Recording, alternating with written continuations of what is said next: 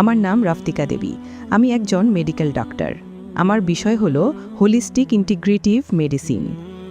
আমি কোরআনের সূরা আল বাকারার ৬২ নম্বর আয়াতের তাফসির বা গভীর অর্থ সম্পর্কে জিজ্ঞাসা করতে চাই। আউযুবিল্লাহি মিনাশ-শাইতানির রাজিম। বিসমিল্লাহির রহমানির রহিম।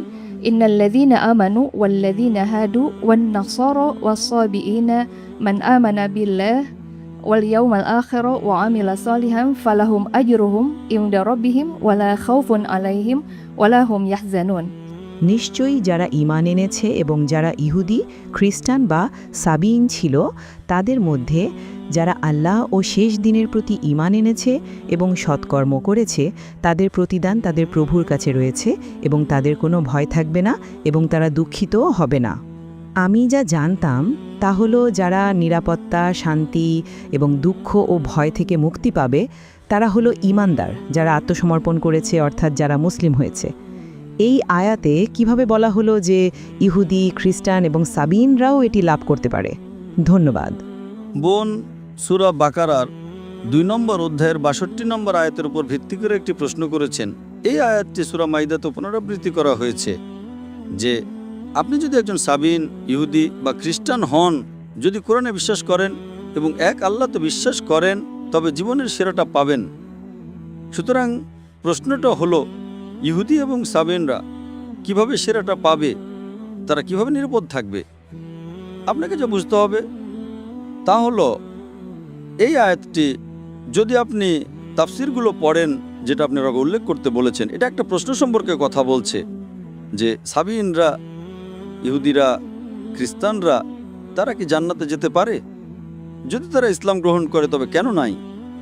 এর উত্তর যদি আপনি কোরআনের সাথে মিলিয়ে দেখেন, কোরআন সূরা আল ইমরানের ৩ নম্বর অধ্যায়ের ১১০ নম্বর আয়াতে বলে, কুনতুম খায়রা উম্মাতিন উখরিজাত লিন-নাস, হে মুসলিমগণ, তোমরাই মানব জাতির জন্য শ্রেষ্ঠ উম্মত, তা'মিরুনা বিল মারুফি ওয়া তানহাউনা আনিল মুনকার ওয়া তু'মিনুনা বিল্লাহ। কারণ তোমরা যা ভালো তার আদেশ দাও এবং যা মন্দ তা থেকে নিষেধ করো এবং তোমরা আল্লাহতে বিশ্বাস করো।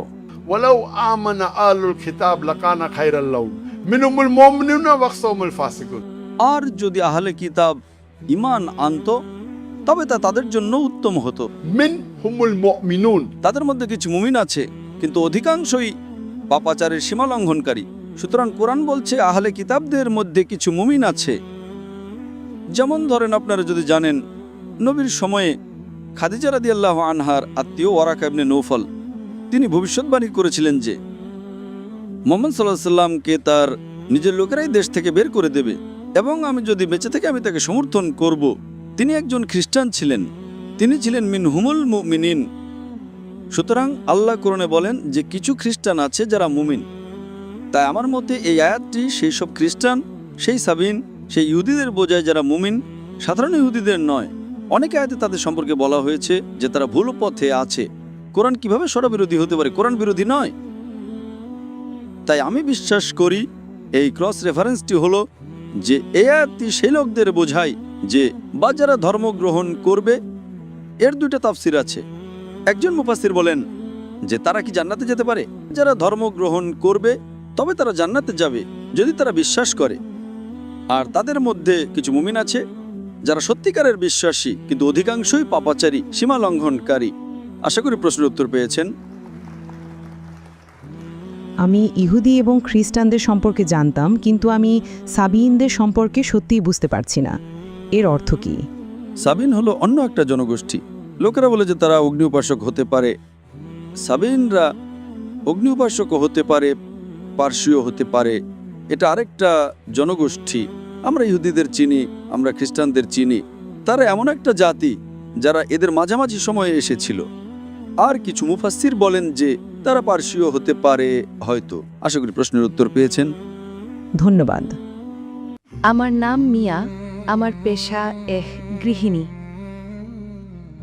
আমার প্রশ্ন হলো, দাজ্জাল আসার আগে কি ফিলিস্তিন স্বাধীন হবে?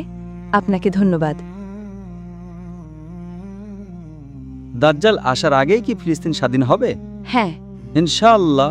আল্লাহ তাআলার কাছে আছে, আমার কাছে অদৃশ্য জ্ঞান নেই, তবে ইনশাআল্লাহ, তবে নিশ্চিত তারা স্বাধীন হবে।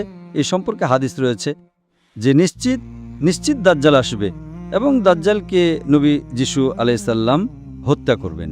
এখন যখন দাজ্জালকে হত্যা করা হবে তখন পুরো বিশ্ব দাজ্জাল থেকে মুক্ত হবে। দাজ্জাল হলো একটি অত্যন্ত কঠিন পরীক্ষা।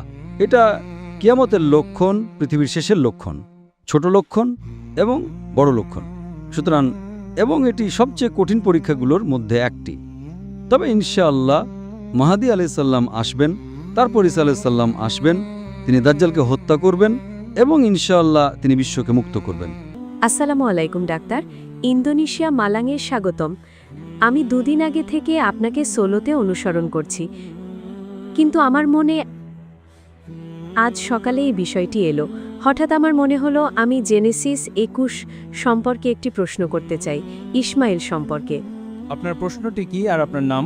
আমার নাম ইনতান এবং আমি একজন ফ্লাইট অ্যাটেন্ডেন্ট। এই বিষয়টি বিতর্কিত বিষয়গুলোর মধ্যে একটি হয়ে উঠেছে খ্রিস্টান ও মুসলিমদের মধ্যে, আর আমি ইতিমধ্যে এটা সম্পর্কে ডন্ডিককে জিজ্ঞাসা করেছি, কিন্তু আমার মনে হয় হয়তো আপনার কাছে একটা ভিন্ন উত্তর আছে। প্রশ্নটি জেনেসিস 21 শ্লোক 20 সম্পর্কে, কিন্তু আমি মাত্রই ইংরাজি ভার্সনে চেক করলাম। শ্লোকটা বলছে ঈশ্বর ছেলেটির সাথে ছিলেন যখন সে বড় হচ্ছিল, সে মরুভূমিতে বাস করত এবং একজন তীরন্দাজ হয়েছিল।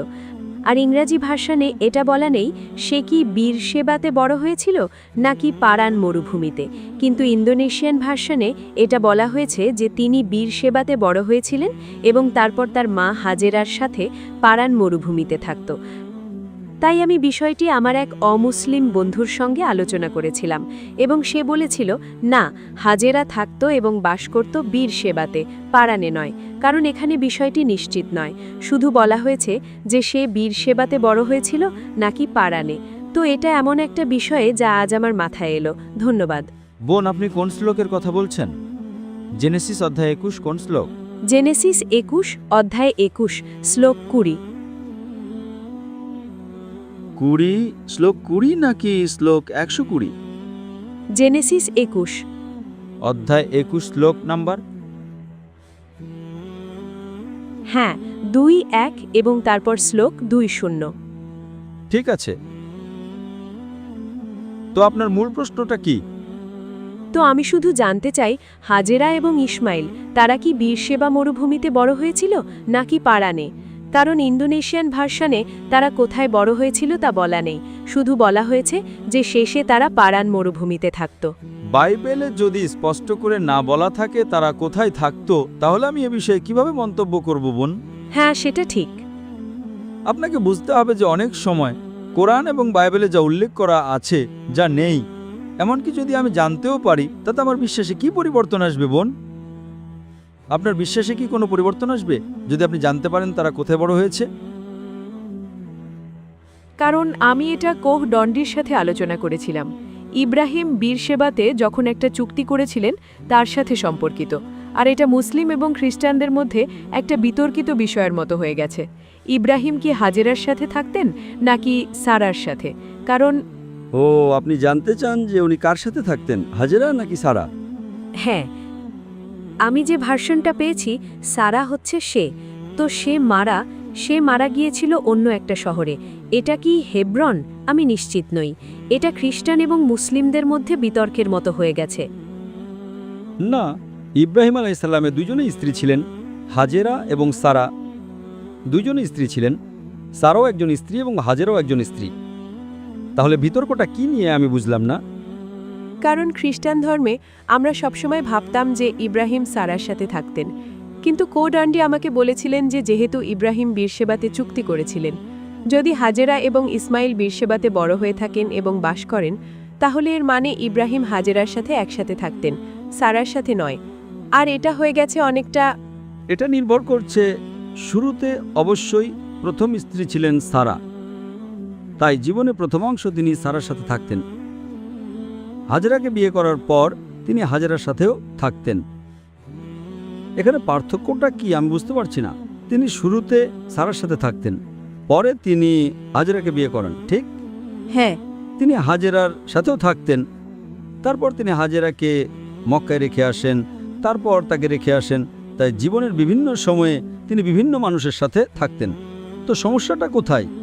উম, তার জীবনের বিভিন্ন সময়ে তিনি ভিন্ন ভিন্ন স্ত্রীর সঙ্গে থাকতেন।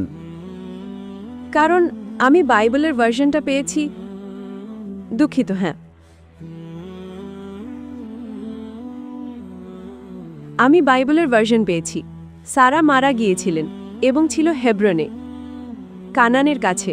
তো আমাদেরকে বলা হয়েছে যে কোডন্ডির মতে আসলে ইব্রাহিম হাজেরার সাথে থাকতেন, সারার সাথে নয়।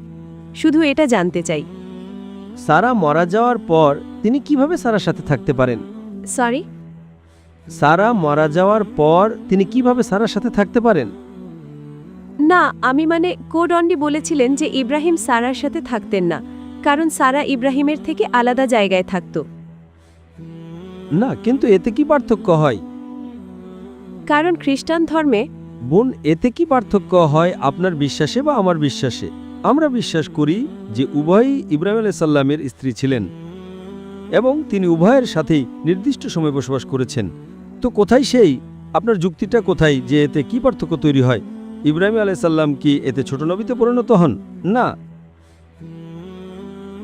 কারণ আমরা সবসময় ভাবতাম যে ইব্রাহিম সারার সাথে একসাথে থাকতেন। কি পার্থক্য? আমি আপনাকে জিজ্ঞাসা করছি, আপনার বিশ্বাসে এতে কি পরিবর্তন হয়?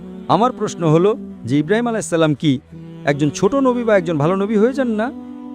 তাহলে আমরা এমন বিষয় নিয়ে আলোচনা করি যা কোনো পার্থক্য তৈরি করে। যেমন কেউ আমাকে জিজ্ঞাসা করলো মুসা আলাইহিস সালামের মায়ের নাম কি ছিল, এখন আমি এটার উপর গবেষণা করব? এতে আমার কি পার্থক্য হবে? আপনি বুঝতে পারছেন না? আমি তার সম্পর্কে জানি, তার নাম কি। আমি গবেষণা করি, কিন্তু এতে আমার কোনো উপকার হয়? কিছু গবেষণা বিশ্বাসকে শক্ত করে আর কিছু গবেষণা কেবল একাডেমিক। আমি একজন দায়ী, আমি গবেষণা করি যা আমাকে দাওয়া প্রদানে সাহায্য করে, ঠিক? হ্যাঁ, আমি বাইবেল পড়েছি, আমি কোরআন পড়েছি, তাই আমি এমন বিষয়গুলোতে বেশি গবেষণা করি যা দিয়ে আমি একজন মানুষের বিশ্বাসে পরিবর্তন আনতে পারি। কিন্তু কিছু প্রশ্ন আছে, যেমন কেউ আমাকে জিজ্ঞাসা করলো আপনি কি মুসা আলাইহিস সালামের মায়ের নাম জানেন? এখন আমি কি এটার উপর গবেষণা করব? আমি বললাম এতে কি পার্থক্য হয়? আপনি বুঝতে পারছেন? জি, বুঝতে পারছি। তো আমরা সেসব বিষয় নিয়ে গবেষণা করি যা আমাদের বিশ্বাস এবং জীবনে পার্থক্য তৈরি করে। কিছু গবেষণা আপনাকে কোনো লক্ষ্যেই পৌঁছাতে পারে না। আশা করি উত্তরটা পেয়েছেন। ঠিক আছে। আমার নাম, আমি আমার পরিচয় দিচ্ছি। আমার নাম আসিয়া, আমি একজন গৃহিণী। আমি এখানে সৌদি আরবের বিষয়টি তুলে ধরছি, যা কিনা একটি ইসলামিক দেশ।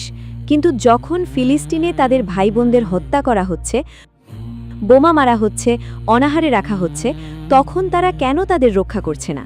আমার প্রশ্ন হলো এই সৌদি দেশটিকে, এই সৌদি আরবকে কি বিশ্বাসঘাতক বা মুনাফিক দেশ বলা যায়? বোন, আপনি বলছেন ইসরায়েল আক্রমণ করছে আর তারা তেমন কিছু করছে না, কিন্তু আপনার ভাই বলেছেন যে ইন্দোনেশিয়া আমদানি করছে। আমি জানি না সৌদি আরব ইসরায়েল থেকে আমদানি করছে কিনা। কোনটি বেশি খারাপ? কোনটি বেশি খারাপ? ইসরায়েল থেকে আমদানি করা বেশি খারাপ নাকি কিছুই না করাটা? কোনটি বেশি খারাপ? কে বেশি খারাপ, ইন্দোনেশিয়া নাকি সৌদি আরব? সৌদি আরব। আমাকে বলুন, আপনি বলছেন সৌদি আরব কিছুই করছে না, তাই তো?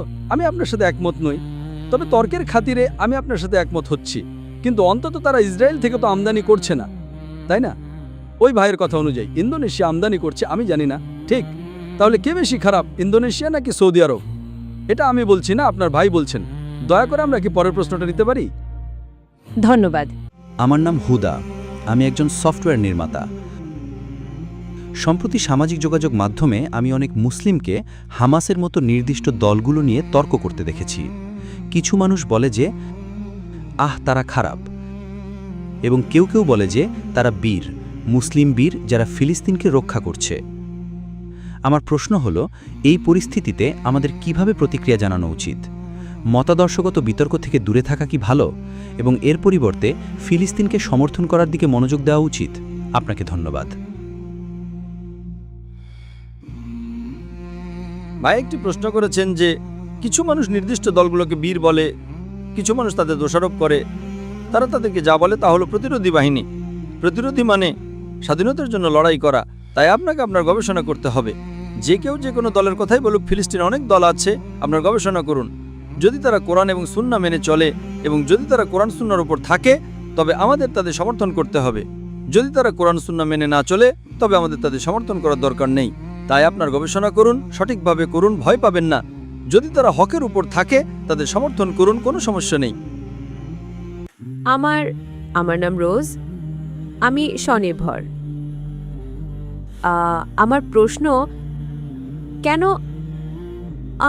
এত এত মুসলিম দেশ এবং ইসলামের এত এত অনুসারী থাকার পরও তারা তাদের সহবিশ্বাসীদের জবাই হতে দেখতে রাজি আছে? আমি জিজ্ঞেস করতে চাই যে আমরা যদি পরোয়া না করি তাহলে আল্লাহ সুবহানাহু ওয়া তাআলা আমাদের কি দেবেন, অথবা কিসের জন্য আল্লাহ সুবহানাহু ওয়া তাআলা আমাদের শাস্তি দেবেন? কারণ আমরা কোনো পরোয়া করি না এবং কেবল দর্শক হয়ে আছি। ফিলিস্তিনে আমাদের ভাই ও বোনদের জবাই করা হচ্ছে। বোন, আমি প্রশ্নটা বেশ বুঝতে পেরেছি। বোন প্রশ্ন করেছেন যে আমাদের এত এত দেশ আছে, এত এত মুসলমান আছে, আমরা নীরব দর্শক হয়ে আছি। আমরা যদি নীরব দর্শক হয়ে থাকি তাহলে আল্লাহ সুবহানাহু ওয়া তাআলা কি করবেন? আল্লাহ আমাদের পরীক্ষায় ফেল করিয়ে দেবেন। আমরা যদি আল্লাহর সে নির্দেশ মেনে না চলি, আল্লাহ কোরআনে সহিহ হাদিসে যে নির্দেশ দিয়েছেন, আমরা পরীক্ষায় ফেল করব বোন। পরকালে আমরা জান্নাতে যাব না। নবীজি বলেছেন আমরা ওহানের মতো, আমরা ফেনার মতো। তারা আমাদের যেখানে সরাতে চায় আমরা সেখানে যাই, তারা আমাদের ধাক্কা দেয় আমরা সেখানে যাই, তারা আমাদের লাথি মারে আমরা ডানে বামে যাই। আমরা ওহানের মতো, আমরা দুনিয়াকে বেশি ভালোবাসি এবং আমরা মৃত্যুকে ভয় পাই। আপনারা যদি দুনিয়াকে বেশি ভালোবাসেন এবং মৃত্যুকে ভয় পান তাহলে সম্ভাবনা হলো আপনি ঘ্রাণ পাবেন না। রসুল এবং আল্লাহকে বেশি ভালো না বাসেন, আপনি যদি আপনার পিতা, আপনার সন্তান এবং সমগ্র মানবজাতির চেয়েও আপনি জান্নাতের ঘ্রাণ পাবেন না। অনেক ধন্যবাদ। আসসালামু আলাইকুম ওয়ারহমতুল্লাহ। প্রিয় দর্শক, আজকের ভিডিওতে যে বিষয়টি নিয়ে আলোচনা করা হয়েছে সেটি মূলত বিশ্ববিখ্যাত ইসলামিক বক্তা ডক্টর জাকির নায়েকের বিভিন্ন লেকচার ও ইসলামিক দলিলভিত্তিক আলোচনার সারসংক্ষেপ থেকে অনুপ্রাণিত। এই ভিডিওর উদ্দেশ্য কোনো ব্যক্তির বক্তব্যকে নিজের নামে প্রচার করা নয়, বরং কুরআন ও সহিহ হাদিস ভিত্তিক জ্ঞান আরও বেশি মানুষের কাছে সহজ ভাষায় পৌঁছে দেওয়া। আমি যথাসম্ভব মূল বক্তব্যের অর্থ ও শিক্ষাকে অক্ষুণ্ণ রেখে বাংলায় উপস্থাপন করার চেষ্টা করেছি, যাতে বাংলা ভাষাভাষী ভাই বোনেরা সহজেই বিষয়টি বুঝতে পারেন। যদি কোথাও কোনো অনিচ্ছাকৃত ভুল হয়ে থাকে তাহলে আল্লাহর সন্তুষ্টির জন্য ক্ষমা সুন্দর দৃষ্টিতে দেখবেন এবং সঠিক তথ্য দিয়ে আমাকে সংশোধন করবেন। আপনাদের কাছে একটি অনুরোধ, যদি এই আলোচনা আপনাদের উপকারে আসে তাহলে ভিডিওটি অন্যদের সঙ্গে শেয়ার করুন। হয়তো আপনার একটি শেয়ারের মাধ্যমে কেউ ইসলামের একটি গুরুত্বপূর্ণ বিষয় জানতে পারবে, আর সেই নেক কাজের সোয়াব আল্লাহ চাইলে আপনার আমলনামায়ও যুক্ত হবে।